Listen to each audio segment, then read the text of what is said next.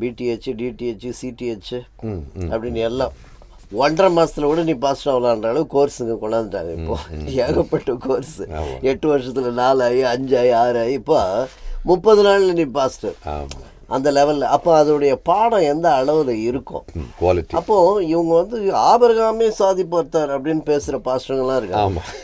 அப்போ மொழிபெயர்ப்பே தெரியல உனக்கு அப்படின்னும் போது அது கோயிம் அப்படின்னு வருது. கோயின் அப்படின்ற வார்த்தை எபிரேய வார்த்தை, அது வந்து தேசங்கள் என்று தான் அர்த்தம். ஜாதிகளுக்கு தகப்பனா இருப்பாய் என்றால் தேசங்களுக்கு தகப்பன், ஃபாதர் ஆஃப் நேஷன்ஸ்.